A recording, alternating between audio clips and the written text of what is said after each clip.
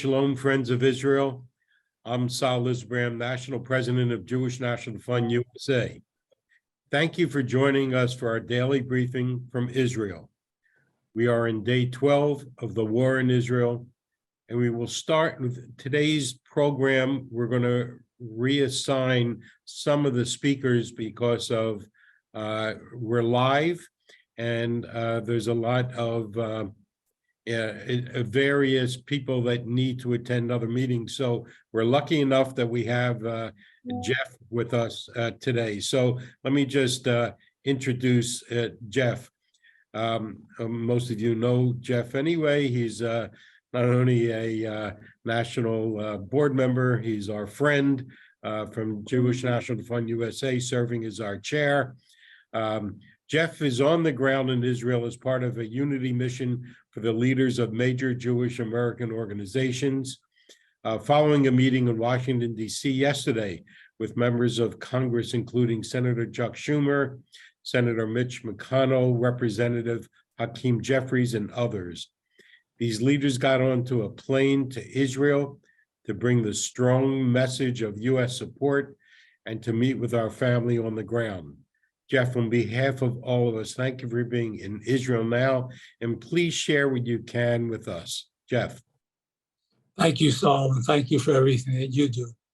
So as you know, I arrived in Israel this morning, where I was greeted by a virtually empty airport. I have never seen Ben Gurion so lacking of personality. On the positive side, I got through immigration in a zip. Having said that, I met immediately outside with a Representative Tali Tzur and our friend Avi Calamaro, and we proceeded immediately to go to Ramat HaNegev, which is a community in the vicinity of Beersheba, which is to the east of significantly east of the Gaza envelope. And I can tell you it was probably one of the most emotional and invigorating days. It's hard to describe the change of emotions you have when you see these resilient people who are recovering from what is a shock of a lifetime that many will carry with them for their lifetime, to what they're doing to get their feet back on the ground, in so many cases with the help of the Jewish National Fund as well as others. We immediately met Mayor Eran Doron, who is an incredible person. I am operating on only a few hours sleep in the past 2 days. I think he's operating on only a few hours of sleep in the past 15 days. He is omnipresent, going from community to community, making sure everybody has what they need, again, with the help of the JNF, giving them little things like people who have been forced to flee their moshav or their village, and they do not have the clothes on their back. So he is literally receiving packages of clothing to distribute to those people who were unable to run from their safe houses and their homes to have their clothes and their toiletries. And in general, this community absorbed already 2,500 people and is expected to absorb thousands more. We met his team at the Situation Room and saw farmers being given rifles to augment the security in the communities.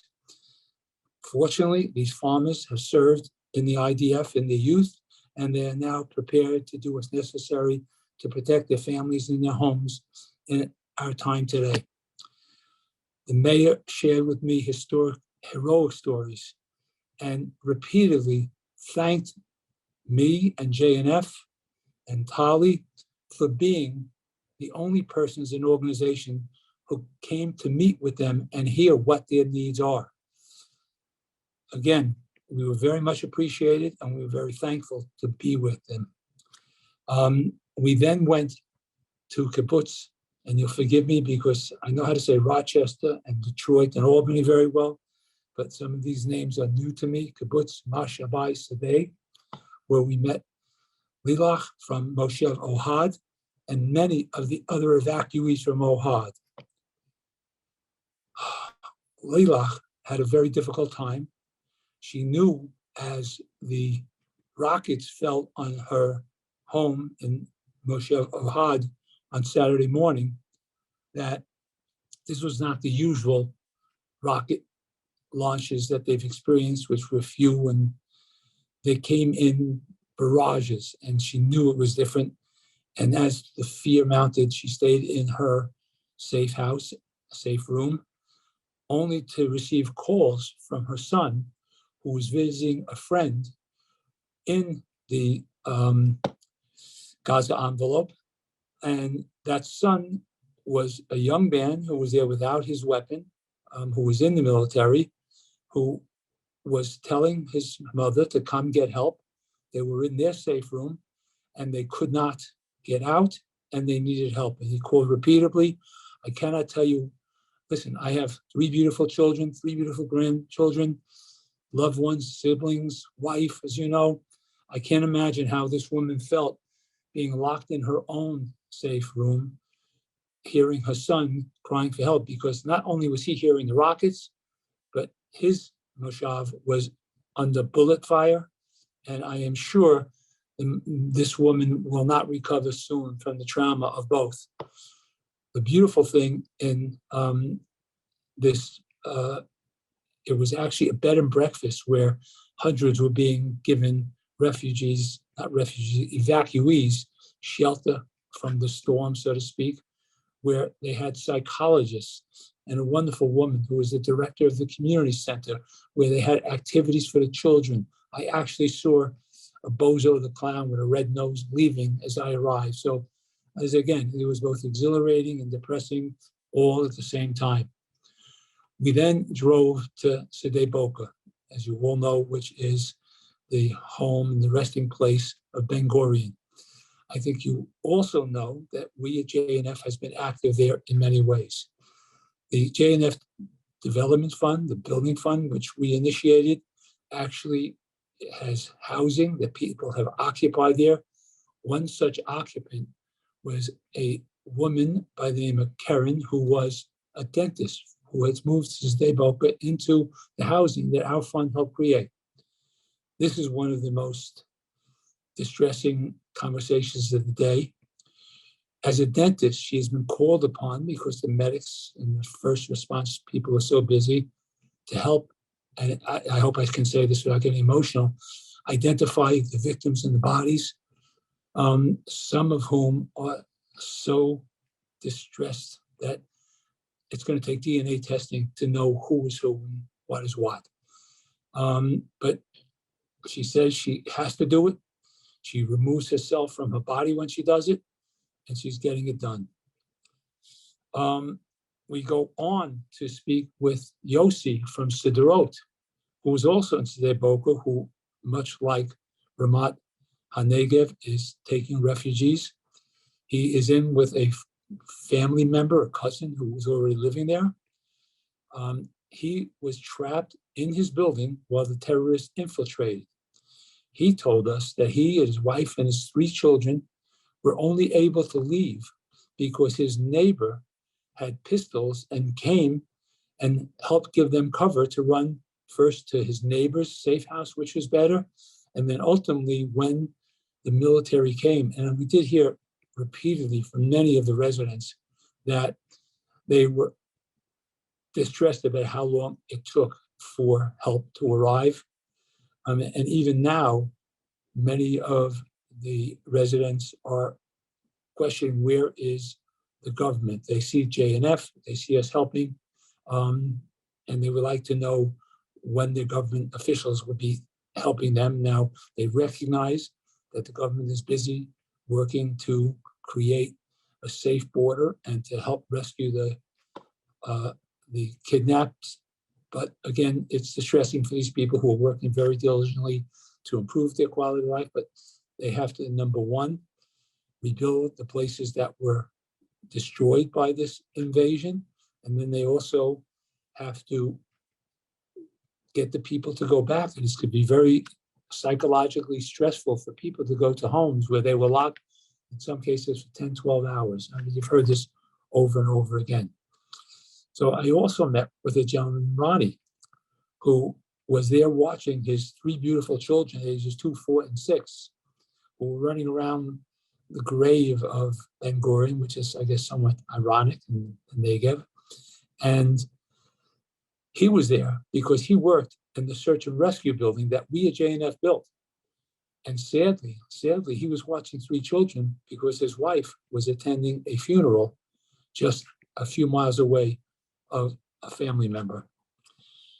We then traveled to Kibbutz Revivim, where, and this is very hard to tell you, where we saw a new temporary cemetery being built for victims that cannot be buried back in their own communities because it's unsafe to go back there at this time. There was a Sephardic gentleman who was working with Bedouin Muslims to create what he called cells, which I guess I would call vaults, below ground places for the burial of people who might have to be removed and placed elsewhere later in their families. I never wanted to say Kaddish more in my life.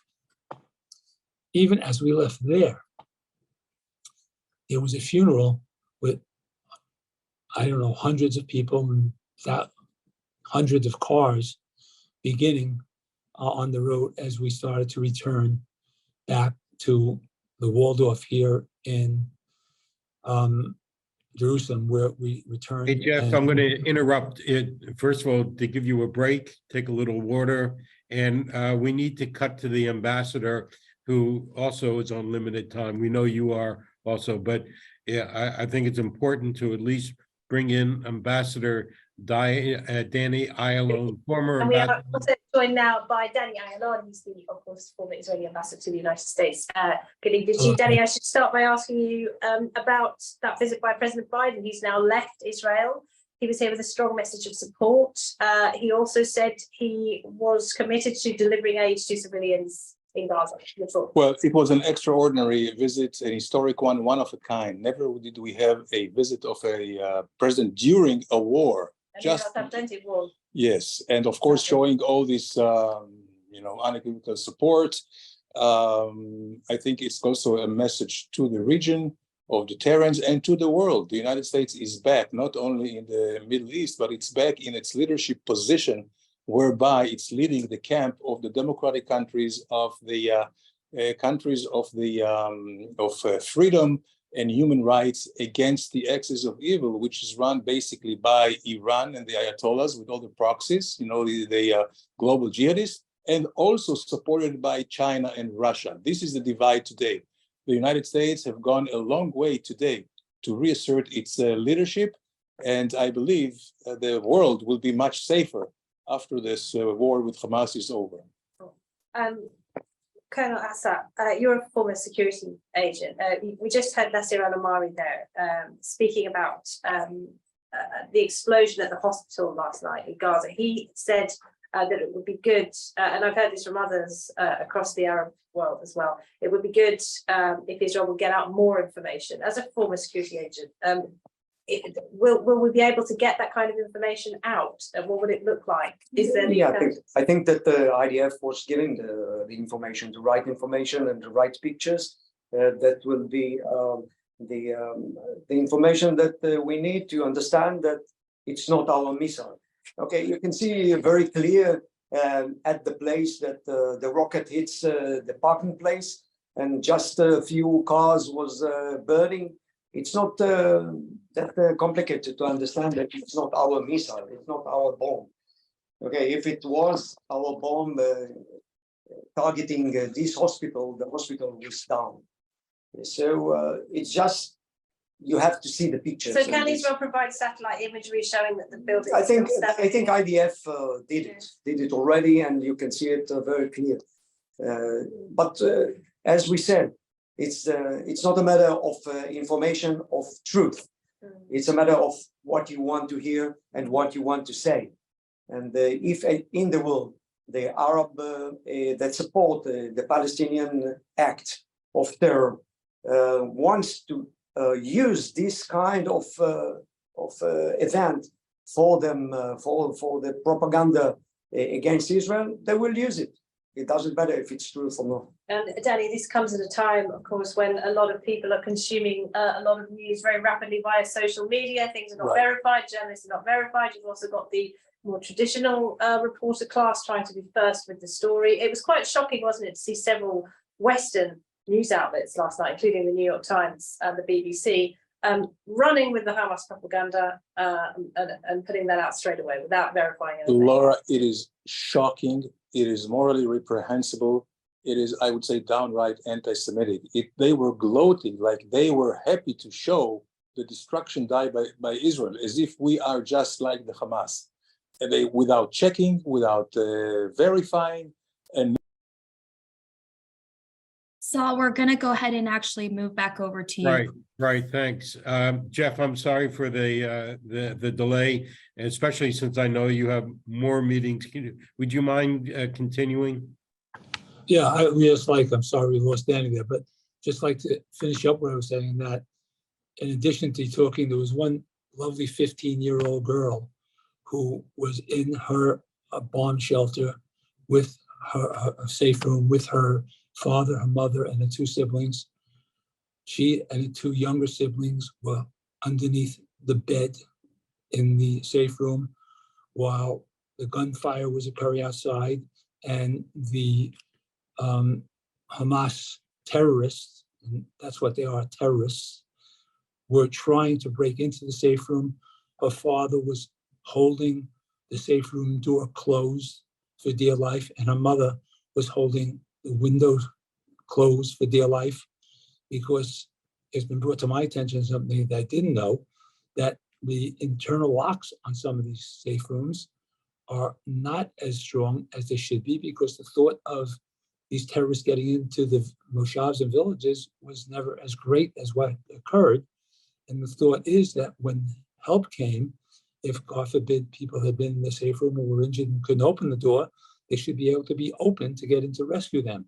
In the final analysis, the terrorists did so much damage to this young girl's safe room with her parents that they couldn't get into the safe room to let them out when help came, but they literally had to climb out the window because they were able to get out there. So, I mean, the stories are endless and they're very disturbing. And in some cases, very exhilarating how some people reacted. And I was told one story where in a particular religious moshav, where the kibbutz actually, where because it was the high holiday of Simchas Torah and it was Shabbos and the gates were firmly closed and nobody was permitted to go in and out. So the terrorists were unable to gain access through a passing vehicle getting in or something of that nature. But one thing that I will tell you, I've been to Israel many times over these past 20 years, going back to the first Intifada, when, if you remember, there were bombings in restaurants and on buses, and you couldn't go into any kind of food place without there being a guard to check your bag to make sure you weren't bringing a device or something in there, or a gun. I don't see that here now. The inner parts of Tel Aviv are quiet. People are not out socializing. Same in Jerusalem, but they are going about their life, and you don't feel the same personal sense of insecurity that people in the Negev, near the Gaza envelope, are feeling. And it's going to be hard for them to recover psychologically, physically. Children are going to be frightened when they hear loud noises. We were sitting in a room with some officials when something fell, and everybody was visibly shook. And this is a rough way to live. And it's not hard to understand how difficult this is, and has been difficult. In other words, something which we in the States could never have tolerated. If I saw rockets coming in to Manhattan periodically and went into a safe room so it would affect me, to make that the ordinary case of things is really absurd. And that, unfortunately, had become the ordinary case of things. And that's got to change. And I'm hopeful that this response, and it is a response, and every nation, as we all know, has a right to defend and make its people safe. This response is necessary, and I hope will pave the way for people in Israel to live safely and comfortably. I will also tell you, and I'll finish with this. Everybody is very appreciative of all of those Americans who are here, all of the JNF people who are here. And I have never, ever seen, if the election were to take place in Israel, President Biden would be 100% electoral count winner, because his speeches, his support, his visit have made an indelible mark on the confidence and the comfort of the people of Israel, and I salute him for that. So Jeff, first of all, thank you for your physical and emotional commitment of being there. I know you'll be going at least 24 hours without any sleep. I already have. Okay, well, you'll surpass that. Hopefully you won't double it. And then I know you need to have another meeting going on in a few minutes. So we're going to move on, but thank you again so much for representing everyone at JNF. Now we're going to move on to Shosh Mitzman, JNF USA Macomb liaison. Shosh. Thank you, Saul. Hello, everyone, and it's wonderful to see you. For those of you that don't know me, my name is Shosh Mitzman, and I'm here in Israel. Although I have an American accent, I was born in the US, but I've spent most of my life in Israel. And I'm excited to share with you about the hope and the work that we're doing to reconstruct and to help people and to try to ease the pain that this whole country and all of you, of course, are going through. We have a short video. We'll just put that on, showing a little bit of what we did just today, and then I'll continue from there.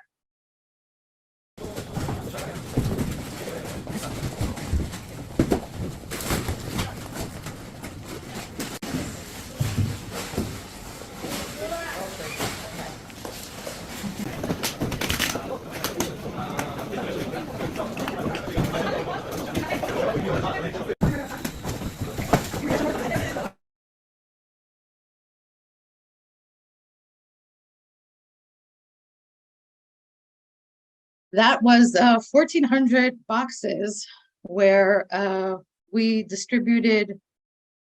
organized today into boxes, 1,400 of non-perishables that are going to people that have not left their homes in 12 days. We're talking about senior citizens, we're talking about Ukrainian immigrants, and of course, underserved populations that have special needs. So, just so we all understand, Macomb is a proud affiliate of Jewish National Fund USA. Macomb is all about the people. We are a network of 280 communities across Israel that what we do day in and day out is we care for the people of Israel. What we do, we all have jobs, but we go above and beyond to help the people living around us. So if you think from Kiryat Shmona in the north until Eilat in the south, we have these 280 communities where people are working all day and all night to see what they can do for these people to make their lives better. Now, this isn't a regular situation without the war. We're taking care of educational needs, we're taking care of social services, we're taking care of underserved populations. But I can tell you that within hours of the war that broke out, and I don't need to tell you about the horrible tragedies and the stories that we're all hearing almost every single day, the tragedies that we all experience because we all feel like it's our brothers and sisters. I'm going to take you sort of zoom out a little bit and try to share with you what it looks like on a national perspective, because we have communities across the board. We're talking about families outside of the Gaza envelope that lived their regular life until Saturday morning. And just like that, the world turned around and their husbands were called up. These are families that just like that, the husbands were called up for reserve duty. We're talking about hundreds of thousands of mothers and children that are at home and dealing with this new reality. Whether they have sirens and rockets, that's one thing. Whether they've taken in some family members from other parts of the country, that's another option. Some people have kids at home and say, well, what else can I do? Because my neighbor across the street or a friend or a relative, something happened to them, whether they were abducted and they're held hostage or God forbid, killed. We're dealing with people all around us and it hasn't passed over anyone. We all know someone, somewhere, something. And I decided to share with you the story of what happened in Ofakim and share with you what it means to be part of Makom and how we took it to the next level. Now, I know we're all talking about the Gaza envelope and the people that evacuated, but Ofakim, a small city of 30,000 residents, that was one of the towns that terrorists decided to, that was one of their targets. They skipped over a few smaller towns, and on Saturday last week, they decided that that's where they were going. Now, these 30,000 residents are about 25 kilometers from the border. So other than rockets, occasionally, usually there are no issues. 25 kilometers is about 15.5 miles. So it takes time to get there. Ofakim was caught by surprise. The southern part of the city, which is where the terrorists entered, they just started going house to house and they were massacring people. And it happens to be that in that neighborhood, we have our Makom community. And I was talking to members from our Makom community who were saying that when they started hearing shooting, they all took whatever they could. The people that owned weapons, they took their weapons. People that didn't were taking rocks from their backyards, boulders, if they were able to lift them, doing whatever they can to basically prevent the terrorists from going further into the city. There were 14 terrorists and they killed 50 of the residents. Now, this is a small town. Everybody knows everybody. And this past week, there have been 50 funerals and shivas, which is all across town, whether it was policemen, residents, soldiers, anyone that tried to assist. And what they've been doing in Ofakim this past week has been phenomenal. Not only do they understand that the whole city is traumatized, they brought in social workers and therapists from outside of Ofakim, volunteers from other parts of the country that are going house to house. And I want to tell you something else. The people that experienced in their homes, they were hearing the shootings outside, 12 days, they're still scared to leave their homes. So these are people that have decided, they didn't decide. The reality was they haven't left.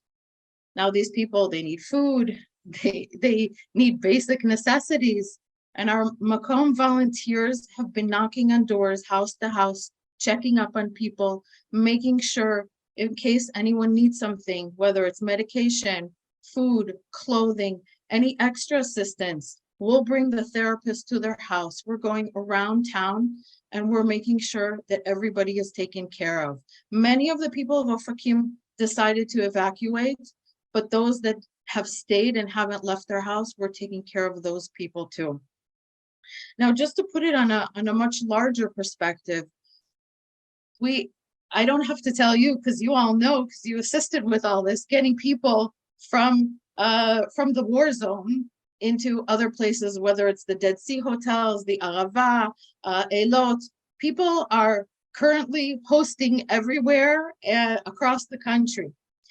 But it's really hard to keep people busy for so many hours a day.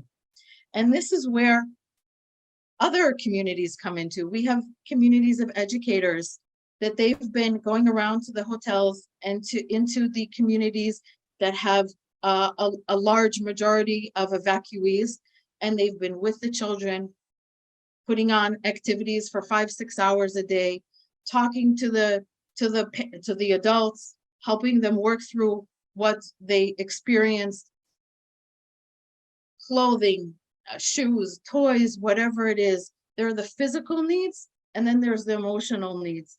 And because we're all about community, and we understand that being embraced by a community is really what makes a difference and is such a significant part of reconstructing and healing and moving forward, this is what we're doing across Israel. And just to throw out a few examples, we have Druze communities in the north that is that all their zimmers, their bread and breakfast that they have, they're all filled up with people that evacuated. We have people in different communities all across the country. They're putting on meals, and I've heard about a few weddings this past week, and a brit, and all these different family events. They're being embraced by our communities, and we're trying to give these people as much as a normal life as possible during these excruciatingly painful times. Now, just to kind of sum things up and give you some numbers so you can put it in perspective, at the moment, we're working across 30 cities in Israel. We're impacting the lives of over 20,000 people, whether it's underserved populations, like I said, checking up on senior citizens and delivering food and medicine, or providing educational activities for kids and teens. But it's really differentiating between the needs of those that were evacuated, who lost everything and need to start over again, and those that are still in their homes and somehow need to pick up the pieces of their shattered life and start over again. And I want you to understand that these towns that were so severely affected, these towns are like ghost towns. You go in there, and other than the IDF, there's no one there. And these are places that were once alive and blooming. And our volunteers, like I said, we're going down the streets, and other than soldiers, we don't see anyone. And it's so important to make sure that every single person is being taken care of, because we know that this is what's going to help them in the future. And I want to say that along with all the efforts of all our affiliates, we at Makom strongly feel that we're the ones that fill in those gaps, because nobody can do everything. And obviously we're not trying to do everything, but if we each do our small part in what we know how to do together, along with the significant support that we're getting from you through Jewish National Fund USA, this is what's helping us reconstruct Israel and setting the foundation for the future when we are able to start rebuilding and reconstructing these communities. And I'd like to end with something I happened to come across. I'm not a religious person, but I happened to come across in Yeshayahu, Isaiah. It says, "Hitna'ari me'afar kumi." Shake yourselves from the ashes, from the dust, and rise up. And I think this is really what we're all trying to do, whether it's you all in the United States or across the globe, our Jewish brothers and sisters, or us here in Israel. We're really trying to shake off this horrible tragedy that we experienced and trying to rise up and see what can we do. And we're each doing our part. And it's such an opportunity for all of us to be working together, united, and making Israel strong and better again. And we each have a part in that. So thank you. So Shos, it's good to see you again, but not under these circumstances. And, you know, you and all your Macomb volunteers, you've always been special to Jewish National Fund USA, but now you're angels to the entire state of Israel. So JNF USA is proud that you're one of our affiliates. Thank you for what you're doing. And we'll look forward to seeing you in much better times. Thanks, Shosh. Thank you. Thank you all for your support and thank you for your part in doing and helping us do what we need to do for this country. Thank you. Thanks. Thanks. Just a little explanation of what went on with Ambassador Ayalon. He didn't want to miss our JNF update today. He was called in to do a live broadcast. To me, it looked familiar. I've been in that broadcast studio before. And so what he did is he just turned on his phone so he could be with us while he did the live broadcast. So unfortunately, we didn't get a chance to ask questions. Maybe we'll be able to ask him to join us again on another day. I also want to make sure that I thank Gary Kushner, who represented us in Washington, D.C. yesterday at a very important meeting of Jewish leadership. As you all know, Jewish National Fund USA announced yesterday a $1 million match from an anonymous donor. So we urge you to support this critical relief. The match ends at sundown on Friday. So please try to get your donations in prior to that so we could get the match. jnf.org/support Israel. Every dollar goes directly to those people and areas that are in greatest need. So with that, we'll be back tomorrow at 12 noon Eastern, 9 a.m. Pacific. Unfortunately, we don't have time for questions today. Thank you for joining us. Saul, can I add a word from the ground in Israel? I'm sorry, because we have a few more minutes. Absolutely. Thank you. Hi, everyone. Tali Tzur, Chief of Staff, Jewish National Fund in Israel. You hear the details, from every partner and affiliate and speaker. I had the honor of traveling with Jeff Levine today all the way to Ramat HaNegev and to see, the catastrophe with our own eyes. I think there's no school, no session, no manual, no nothing that could have prepared us, the Israelis over here on the ground, to such catastrophe. And, at the beginning, we thought, it's the missiles, it's the houses, it's the rebuilding of the communities. We are not even close to rebuilding the communities, although we have to think about it, because while we're thinking of the destroyed communities, these all people have moved somewhere else, and the needs are beyond what we could have imagined. If the mayor of Sderot is getting on the line with us an hour ago to tell us that he's a mayor of a city of 35,000 people with no people in his city, is the only person over there with another 6,000 people who cannot move from their homes, and that he needs to support the 28 that have already moved out to Eilat and to the Dead Sea and Tel Aviv and Jerusalem, because they don't even have the ability to do the laundry. So they have to give the residents of Sderot vouchers to do the laundry, and only the laundry for 1 week for these people 2 times a week will cost more than 1 million shekels. So only for 1 week, the mayor of Sderot, Alon Davidi, is asking our support, not just for the laundry, for the food, for the medicine, for the education, for the activities for the kids, more than $2 million that we have to explore, evaluate, and see how we can help him. We met with Mayor Eran Doron, who told us that Jeff Levine, our chair, was the first person from anywhere in the world to come to Ramat HaNegev and to see and to meet with the people and to speak with the people and to, show solidarity with the people. And that when someone from the Ministry of Interior in Israel called them yesterday, and Eran Doron told the person, listen, I'm absorbing 2,500 people. I need a budget. Send me the budget. Don't give me phone calls. Send me the budget. They sent Eran Doron back to Eshkol region to get the budget from Eshkol, as if Eshkol has anything except for destroyed communities. And they all tell us, and I sat by Eran Doron, Mayor Eran Doron, when he was interviewed to different radio channels today.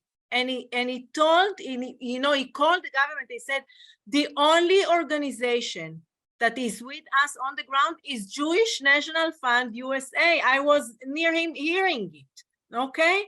So, but the requests are enormous. We just gave today more than $100,000 to the Central Arava for medical kits, okay? They need medical kits. We were asked, there's no education for the kids. How do you start building schools and kindergartens? So we gave a budget to Ramat HaNegev to open 9 daycare centers for kids from the Gaza envelope. And this is another hundreds, guys, it's hundreds of thousands of dollars for every little thing, because we're talking about tens of thousands of people who were evacuated, and we're not even at the beginning. The IDF is not even in Gaza yet, okay? So I'm sharing it with you because, first of all, you all should feel very proud for being dedicated and committed to these communities yesterday, today, and of course the day after. And thank you for your support. And we all know that Am Israel is a strong people, and we will survive it, and we will see the end, and we will come, even better than what we are. But please, you, your friends, your families, whoever you speak with, we're not criers, but we need to raise money to support these communities, those that were destroyed and those that are welcoming all of the evacuees and absorbing them and hugging them and giving them all the services. So again, jnf.org/support Israel. Thank you very much. Tomorrow we're going to have Olga Washington with us from Faculty Fellowship, who was here also on the ground as the war broke out, and she will share with us some of her experiences. Toda rabba, and we'll see you tomorrow. Thank you so much, Tali, for your meaningful words. In the chat, people have asked me to repeat it again, which you did, but I'll do it one more time, jnf.org/support Israel. We'll be back tomorrow at 12 noon Eastern, 9 a.m. Pacific. Thank you for joining us. Israel Chai.